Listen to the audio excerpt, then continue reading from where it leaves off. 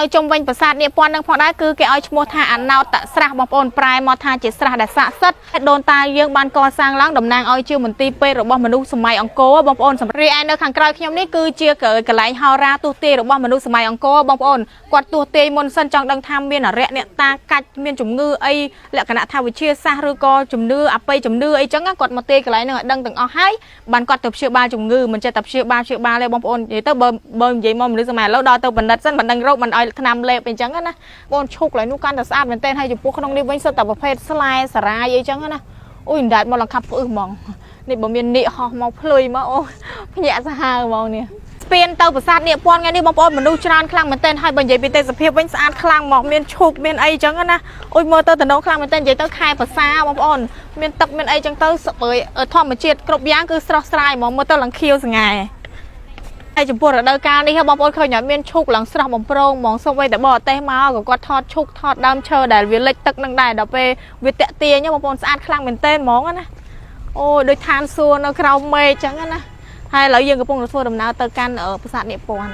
ហើយចំពោះភ្ញៀវដែលមកលេងនៅប្រាសាទនាពាន់ថ្ងៃនេះច្រើនកកដែរបងប្អូនដើរឆ្វេងដៃ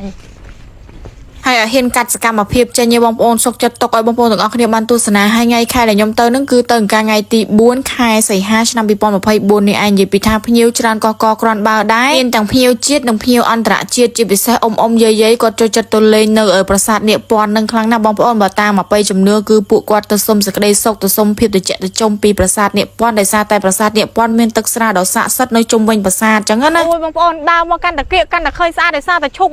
វាធំហ្មងនិយាយទៅមើលហាត់អស់ចិត្តហ្មងរបៀបធំខ្លាំងណាហើយមើលលោកយាយគាត់បានមកថតរូបលេងបងប្អូនរបៀបស្រស់ស្រាយ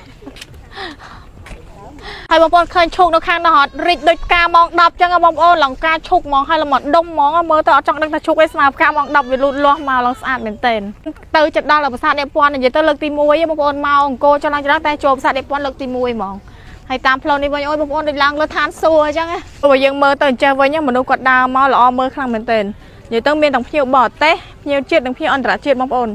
ច្រើនគ្រាន់បើដែរកន្លែងនេះយើងមកកាន់តាគីបងប្អូនឈុកកន្លែងនោះកាន់តែស្អាតមែនទែនហើយចំពោះក្នុងនេះវិញសុទ្ធតែប្រភេទស្លែសារាយអីចឹងណាអូយដាច់មកលង្កាប់ផ្អឹសហ្មងនេះបើមាននាគហោះមកភ្លុយមកអូ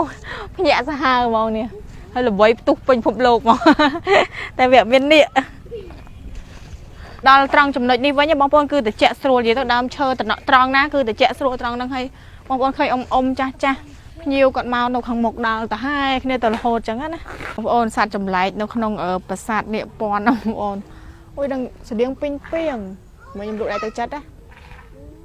ធំខ្លាំងចង់មកប៉ុនចោលដៃ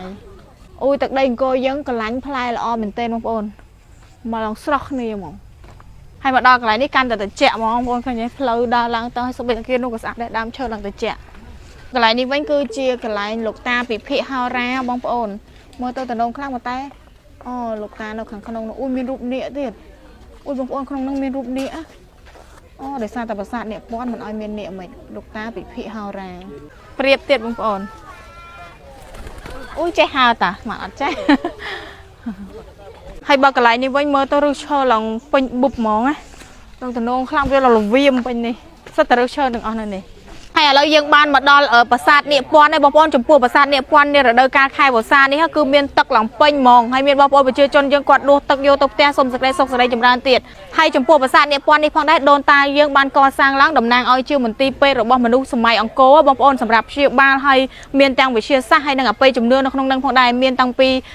លោកតាហោរាទស្សន៍ទាយឬក៏កន្លែងបន់ស្រន់អីផ្សេងៗនៅជុំវិញប្រាសាទនាពាន់អីនឹងចឹងទៅស្រះនៅជុំវិញប្រាសាទនាពាន់នឹងផងដែរគឺគេឲ្យឈ្មោះថាអណោតស្រះបងប្អូនប្រែមកថាជាស្រះដែលស័ក្តិសិទ្ធិដែលបងប្អូនប្រជាពលរដ្ឋយើងកាលពីជំនាន់សម័យអង្គរហ្នឹងគឺពួកគាត់ដួសស្រះហ្នឹងទៅដើម្បីសុំសេចក្តីសុខសេចក្តីចម្រើនឬមួយក៏ព្យាបាលរោគព្យាបាលជំងឺអីចឹងណាហើយអបិយជំនឿអស់ហ្នឹងក៏មានមកដល់មនុស្សចំនួននេះផងដែរបងប្អូនគាត់នៅជឿហើយខ្ញុំក៏នៅជឿផងដែរព្រោះប្រាសាទរបស់យើងយើងអាចមើលងាយបានតែត្រូវតែជឿអញ្ចឹងហ្មងព្រោះទឹកស្រះស័ក្តិសិទ្ធិនៅសម័យអង្គរពីមុនឥឡូវคล้ายទៅជាកន្លែងទេសចរមួយដ៏ស្អាតហើយថតរូបមកបងប្អូនឃើញឆ្លោះស្អាតទេអូបកពូលប្រាសាទឆ្លោះទៅក្នុងទឹកស្អាតខ្លាំងមែនទែនមានមេឃពណ៌លង្ខៀវស្ងាត់ ô vậy tao đôn ta cho non môn cũng bật chỉ cha khăng nè ri ai nơi khang cày nhóm ní cứ chia cỡ cái lại hao ra tu tê được bao mình nuôi sầm ông cô bông ôn quạt tu tê môn sân trong đang tham miên ở rẽ nè ta cạch miên chủng ngư ấy lẽ cả nãy thao với chia xa rư co chủng nư à pây chủng nư ấy chẳng á quạt một tê cái lại nữa đang từng hai bàn quạt tập chia ba chủng ngư mình chơi tập chia ba lên bông ôn vậy tao bơm vậy mong mình nuôi sầm lâu đo tao mình đặt sân mình đang râu mình ai tham lên bên chẳng á nè